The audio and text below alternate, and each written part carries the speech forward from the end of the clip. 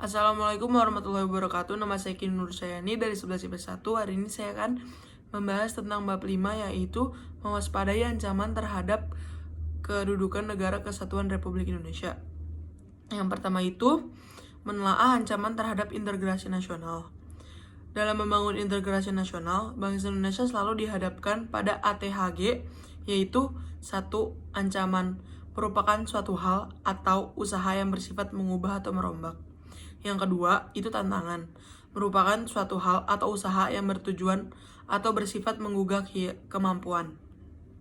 Yang ketiga itu ada hambatan, yaitu merupakan suatu hal atau usaha berasal dari diri sendiri yang bertujuan melemahkan atau menghalangi secara tidak konsepsional. Yang keempat itu ada gangguan, merupakan usaha dari luar yang bertujuan melemahkan atau menghalangi secara tidak konsepsional. Ancaman bagi integrasi nasional tersebut datang dari luar maupun dari dalam negeri Indonesia sendiri. Dalam berbagai dimensi kehidupan, seperti ideologi, politik, ekonomi, sosial budaya, serta pertahanan dan keamanan. Ancaman tersebut biasanya berupa non-militer atau militer. 1. Ancaman di bidang ideologi. Bangsa Indonesia belum sepenuhnya terbebas dari pengaruh paham lainnya. Misalnya pengaruh liberalisme. Saat ini, kehidupan masyarakat Indonesia cenderung mengarah pada kehidupan liberal yang menekan pada aspek kebebasan individualis. Globalisasi ternyata mampu meyakinkan masyarakat Indonesia bahwa liberalisme dapat membawa manusia ke arah kemajuan dan kemakmuran. Akan tetapi, pada umumnya, pengaruh yang diambil justru yang bernilai negatif. Misalnya, gaya hidup yang dipenuhi oleh kemewahan, pergaulan bebas, dan sebagainya. Ada yang kedua, yaitu di bidang ancaman politik.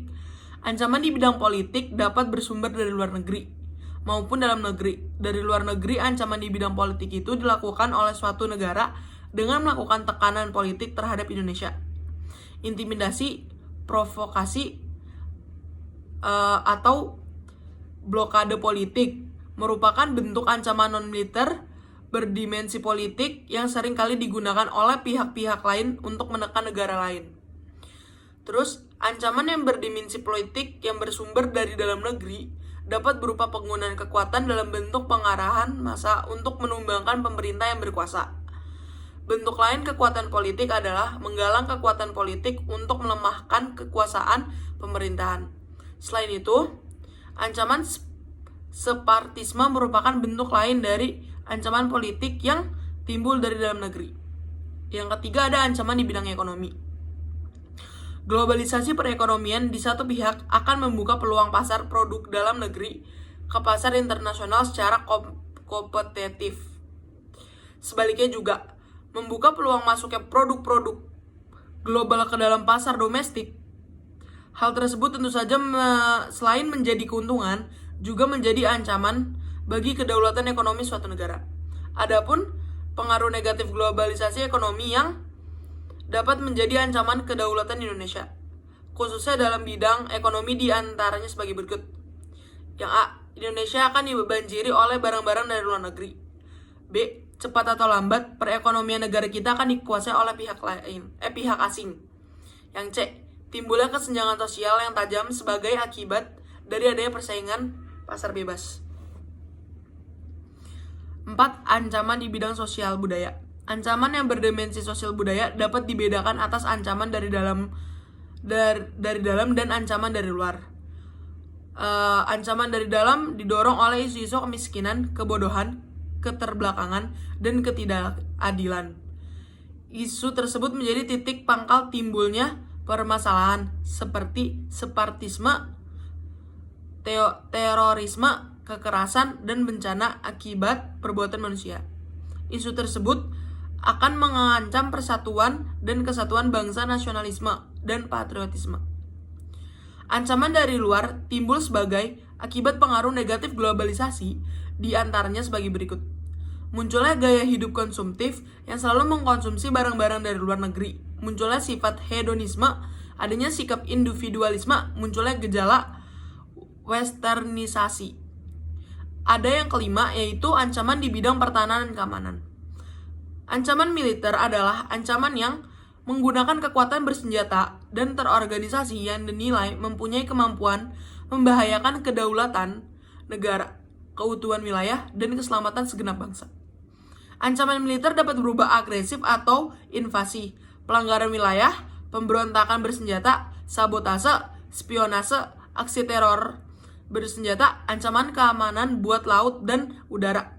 Gangguan keamanan di laut dan udara merupakan bentuk ancaman militer yang mengganggu stabilitasi keamanan wilayah nasional Indonesia. Yaitu ada B.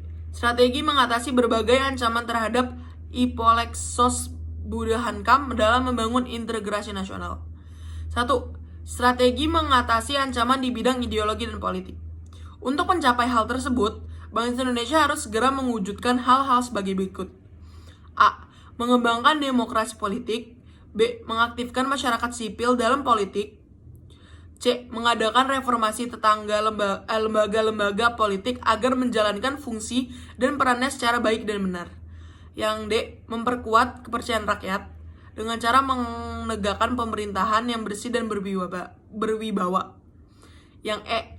Menegakkan supremasi hukum. Yang F. Memperkuat posisi Indonesia dalam kancah politik internasional. Yang kedua, strategi mengatasi ancaman di bidang ekonomi. Untuk mewujudkan hal tersebut, kiranya perlu segera diwujudkan hal-hal di bawah ini.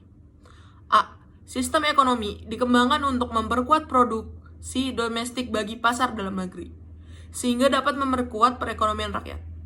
Yang B. Pertanian dijadikan prioritas utama karena mayoritas penduduk Indonesia bermata pencarian sebagai petani. Industri-industri haruslah menggunakan bahan baku dalam negeri, sehingga tidak tergantung barang impor dari luar negeri. 3. Strategi mengatasi ancaman di bidang sosial budaya. Dalam menghadapi pengaruh dari luar yang dapat membahayakan kelangsungan hidup sosial budaya, Bank Indonesia berusaha memelihara keseimbangan dan keselarasan fundamental, yaitu keseimbangan antara manusia dengan alam semesta, manusia dengan masyarakat, manusia dengan Tuhan, keseimbangan kemajuan lahir dan kesejahteraan batin. Yang keempat, strategi mengatasi ancaman di bidang pertahanan dan keamanan. Ancaman militer akan sangat berbahaya apabila tidak diatasi, oleh karena itu harus diterapkan strategi yang tepat untuk mengatasinya. Undang-Undang Negara Republik Indonesia tahun 1945 telah mengatur strategi pertahanan dan keamanan bangsa Indonesia dalam mengatasi ancaman militer tersebut.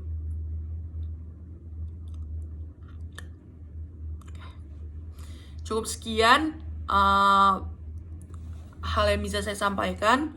Kurang lebihnya mohon maaf. Wabillahi taufiq wal hidayah. Wassalamualaikum warahmatullahi wabarakatuh.